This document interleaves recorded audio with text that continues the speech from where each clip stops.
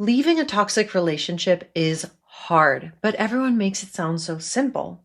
Just leave. Like you haven't tried everything. Like you haven't already asked yourself, what's wrong with me? Like some part of you hasn't looked at the relationship or looked at yourself or looked at everything that you tolerated and wondered why you couldn't just walk away. But the real question is not why couldn't you leave? It's why did you stay? Because the answer is not going to prove that you are weak. It's going to show you something so important about who you are. And once you understand this, you can stop using one of the hardest relationships of your life as evidence against yourself. Most people talk about toxic relationships from the outside. From the outside, it can look obvious. They hurt you. They kept repeating the same patterns again and again. So why didn't you leave?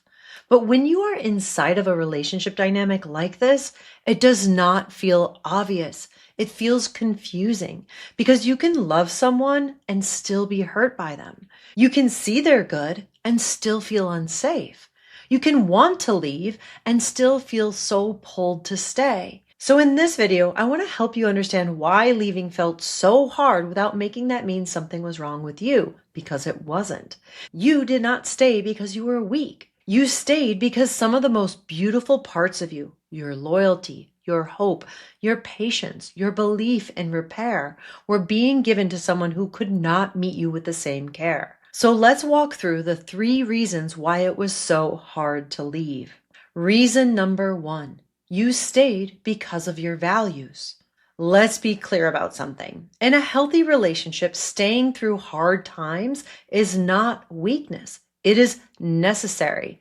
Working through conflict, choosing repair, coming back to the table again and again. It's about believing that love is not destroyed by one hard moment or one hard season. Those are beautiful qualities. And unfortunately, a lot of people leave the second a relationship requires humility, accountability, or any kind of emotional work. But you are not someone who gives up the moment things get hard. You believe that people are more than just their worst moment. You believe repair is possible.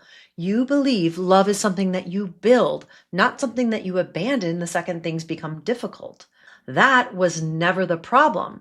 The problem was that your commitment was being invested into somebody who was not as equally committed as you. Because commitment is powerful when both people are committed. But when only one person is committed, your devotion can become the place where you disappear.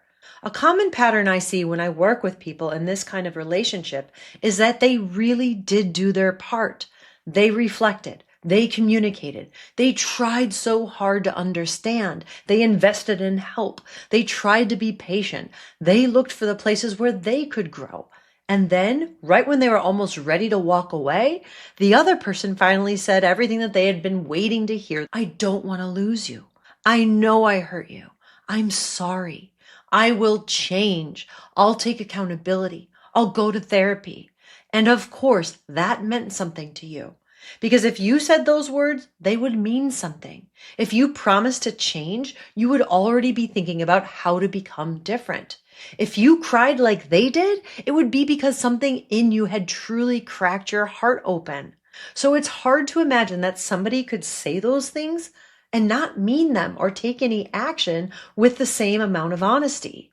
You thought that they were genuinely wanting to repair. You thought that they were finally coming back to the relationship the way you had been coming back to it.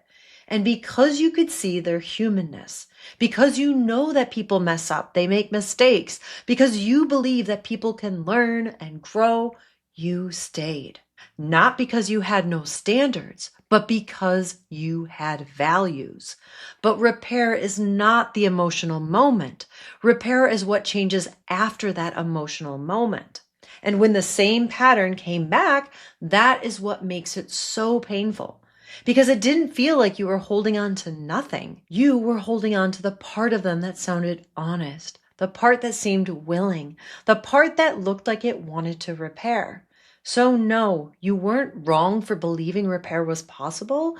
You were just learning to tell the difference between someone who shows remorse in one moment and someone who builds a different pattern and behavior after that moment. Reason number 2. You were doing the work of 2 people. You kept trying because you knew relationships can be repaired when both people are willing. And you were right. People can grow. Trust can be rebuilt. Conflict can lead to deeper understanding. A relationship can go through something very hard and then come out stronger than before. So when you kept communicating, adjusting, softening, explaining, reflecting, and trying again and again, you were not being delusional. You were applying a healthy relationship belief to an unhealthy relationship dynamic. That is the heartbreak. You were acting from the belief that if we both show up honestly, we can fix this. But they were not showing up the way you were. So you kept doing more of the work. You chose your words carefully. You softened your tone. You waited for the right timing. You brought it up gently. You took responsibility for your part. And for a little while, it may have looked like things were getting better. There was less conflict. Maybe they were sweeter. The relationship felt calmer. And you thought, okay, maybe we are finally on the same page. But then you started to notice something. The peace only lasted as long as you stayed easy, as long as you didn't feel or need too much, as long as you did not bring up the thing that still hurt. But the second that you stopped holding everything together, or when you shared your honest feelings or concerns, the old pattern came back. That is when it starts to become clear. You were not watching the relationship repair and grow. You were watching what happened when you worked hard enough to keep things calm. Every breakthrough was being created by your effort. Every moment of deep connection was being held up by your emotional labor. Every repair attempt was being initiated, softened, explained, managed, and carried by you. They were not meeting you in the repair. They were responding to the repair you were creating. And the moment you stopped working that hard, the connection disappeared because it was never coming from both sides. That is why it was so confusing, because you were not wrong that your effort produced results. It did. You could make things feel better for a moment. You could soften the conflict. You could pull a conversation back from the edge. You could create connection again. But one person can create a moment. One person cannot create a healthy relationship. One good conversation is not the same as repair. One apology is not the same as accountability. One peaceful week or even one peaceful month is not the same as changed behavior. And possibility is not the same as partnership. So please, please, please be kind to yourself. You were not foolish for seeing the possibility. You were not weak for wanting to believe that the good moments mattered. They did matter. They were just never going to be enough because repair requires two people, and you are trying to do the work of both. And this is exactly why I created the free Relationship Clarity Masterclass, because everything that I talk about on this channel, the confusion, the self-doubt, the grooming, the hope, the guilt, the way that you can lose yourself inside of a relationship, all of that needs a very clear, structured framework, not more shame. I walk you through how to start understanding what your emotions are telling you, how to see your relationship dynamics more clearly, and how to begin trusting yourself again without becoming cold or guarded. And it's free. The link is in the description below. But stay with me here, because this next part is the piece that makes leaving feel impossible. Reason number 3. Leaving felt like betraying yourself. Leaving did not just feel hard. Leaving felt wrong. It felt like quitting, like giving up on someone you loved. It felt like you were becoming one of those people who just leaves the moment things become difficult. And you did not want to be that person because that's not you. It was not because you were too weak to leave, but because your integrity would not let you abandon someone that you had committed to. Every time you got close to leaving, your own values pulled you right back in. Real love does not give up. Real commitment means staying through the hard times. You know that people are not disposable. Everybody has wounds. Nobody is perfect. And maybe you think to yourself, what if I'm being unfair? What if I'm asking for too much? What if I leave right before things finally change?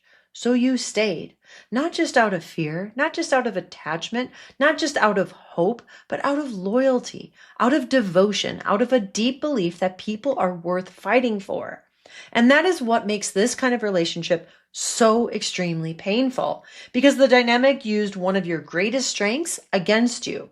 Your commitment became the thing that kept you stuck. Your loyalty became the thing that made you override yourself. Your compassion became the thing that made you explain away harm. Your patience became the thing that made you wait through patterns that were not changing. Your ability to see someone's potential became the thing that kept you from accepting their pattern. They did not have to force you to stay. They just had to give you enough hope to make leaving feel wrong. And because you are someone who does not quit on the people you care about, you kept trying to prove that change was still possible. But love is not proven by how much you can endure alone. Love is not proven by how long you can wait for someone to become safe. Love is not proven by how much of yourself you can abandon while calling it commitment. There is a difference between staying through hard times and staying in a relationship where the hard times are being created by someone's refusal to take accountability and responsibility. There is a huge difference between repair and repetition. There's a huge difference between patience and self-abandonment. There is a huge difference between fighting for love and fighting alone. And that is the line you were trying to find. Because even after everything, part of you may still believe it could have worked. Part of you may still replay the good moments. Part of you may still wonder maybe if you gave up too soon. Part of you may still ask what would have happened if you had tried one more thing, said it one more way, given it one more chance, waited one more month. That is not weakness. That is grief. That is the grief of someone who brought their whole self to something and is struggling to accept that it was never going to be enough, no matter what you did. Again, not because you were never enough, but because repair requires two people. Two people who are willing to be honest. Two people who are willing to look at themselves. Two people who care about their impact on the other person, not just their intention. Two people who choose the relationship over their own ego. Two people who are willing to come back to the table. You were doing that. You were reflecting. You were adjusting. You were caring. You were trying to understand. You were looking at your part. You were willing to grow. But you cannot do someone else's inner work for them. You cannot love someone into accountability. You cannot communicate someone into emotional maturity. You cannot be patient enough to make someone honest. You cannot be loyal enough for two people. You cannot only bring yourself to a relationship. And you brought everything. That is not something to be ashamed of. That is something to protect. Because the goal is not to stop being someone who loves deeply. The goal is to stop giving your deepest love to people who do not know how to meet it. Your softness was never the problem. Your commitment was never the problem. Your desire for repair was never the problem. The problem was that you were offering those things inside of a relationship where they were not being returned. There was no reciprocity. And once you see that very, very clearly, something within you can begin to loosen. Again, not all at once, not perfectly, but enough to stop asking what's wrong with me and start asking, wait, what kind of relationship deserves this much of me? That question changes everything. So why is it so hard to leave a toxic relationship? Again, not because something is wrong with you. It's because so much is right with you. You have amazing relational qualities and values. You stayed through the hard times. You believed in repair. You do the work. You don't quit on the people that you love. You know that real, genuine, deep, intimate relationships are built through difficulty, not destroyed by it. Every quality that made it hard to leave is a quality worth having and is needed in a healthy relationship. The only thing that needed to change was not your heart. It was who had access to it. Because staying was not proof that you were weak. It was proof that you were committed. You were loyal. You were willing to work through the hard things. You wanted to make it work no matter what. The real problem was that the other person didn't have those same qualities and values or the same devotion to repair. And love cannot become safe when only one person is committed to making it safe. So if this is landing for you and you're finally starting to see that the problem was never your love, it was never your commitment, your loyalty, or your willingness to stay, the next video goes one layer deeper. Because even after you leave, even after you understand the dynamic, even after you can name what happened, there can still be something that keeps the loop open. Something that makes that complete clarity and sense of relief and ability to move on feel just out of reach. So in the next video, I'm going to show you exactly what that is and what it actually takes to finally close that loop for good. So make sure you check out the video here, and I'll see you there.